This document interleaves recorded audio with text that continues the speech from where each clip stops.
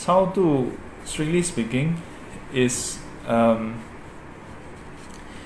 supposed to be that for beings who are able to connect with the Dharma, and in so doing have spontaneous rebirth in other realms.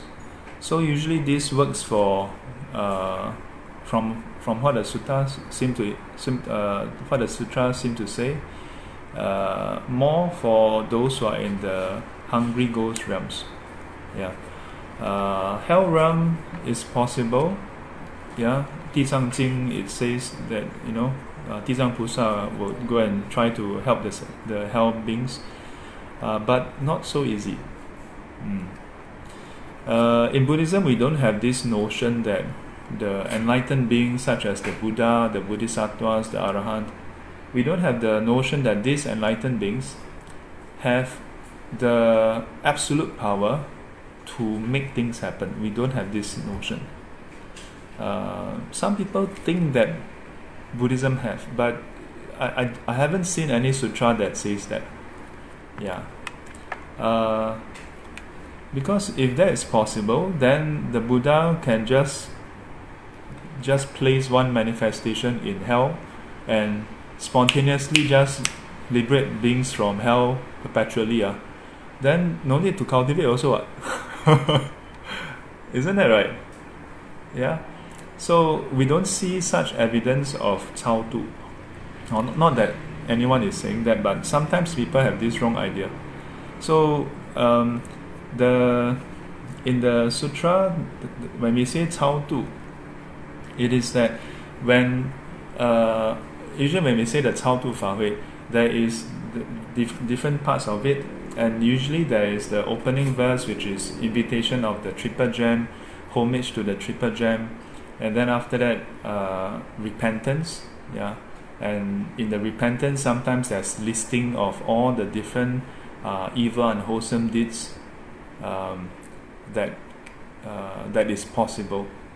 Doesn't mean that we all have done it in this life, but we may potentially have done it in the past, and beings in hell must have done something not so good. So by listing that out, it is not to guilt trip anyone, but it's to highlight this is the cause of such rebirth. And the first step to disconnecting from that karma is to recognize that it's wrong. Yeah. In Buddhism, repentance is not simply Buddha forgiving us and then write off, but it's the person who did it. We ourselves must recognize that it's wrong. This is the first step, and this plants a new seed. Yeah, that goes against that earlier karma, such that when it's ripening or when it has ripened, you don't connect with it anymore. Yeah. So, but the trouble is, our habitual tendency is oftentimes very strong. Now we may think, oh, but how do we know that? Well, we just look at ourselves in this life. Sometimes, I mean, we are having human rebirth, yeah. But sometimes when our impulse, our mindset is so strong, no matter what other people tell us, we cannot accept, yeah.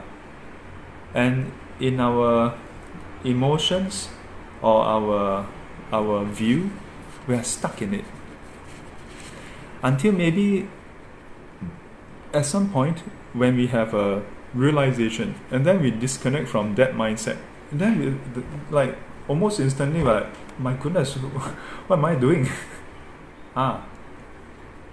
So in a way, Cao Tu works like that. So, but not so easy. Yeah. I recall a Dhamma brother ever shared with us that in the sutra, that when Tizang Pusa or any of the Bodhisattvas try to help sentient beings in hell or in other realms, they don't appear there and then just pull them out. No, they appear as a hell being also, and they willingly take on the suffering of those hell beings. The hell beings get punished, they go and receive the blow. Yeah.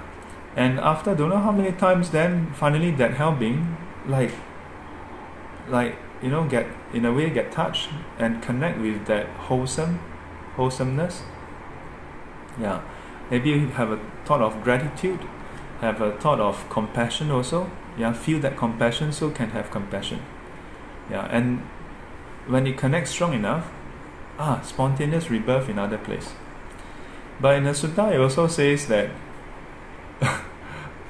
right after that, Bodhisattva turned around. The hell being is back. They say, what are you doing here? I thought I just, I just help you. You just get reborn elsewhere. They say, after being reborn, my habitual tendency is too strong, so I do stupid things and come back again. So not so easy. So when we say cao tu, is cao tu a form of sharing merits? In a way, yes. Yeah. So part of the process is as we do all this, and then there's usually a hui xiang also. So we are hoping that we are dedicating this whatever practices we do to benefit these beings. Yeah. But it still requires these beings to connect with the wholesome Dharma. If they don't connect, nobody have the ability to simply pluck sentient beings out of hell or from hungry ghost realms. If there's anyone who can do that, Buddha should be able to do that, but he didn't do that.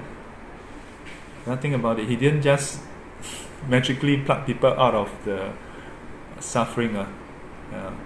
He can only inspire people to change their mindset, guide people through the teachings.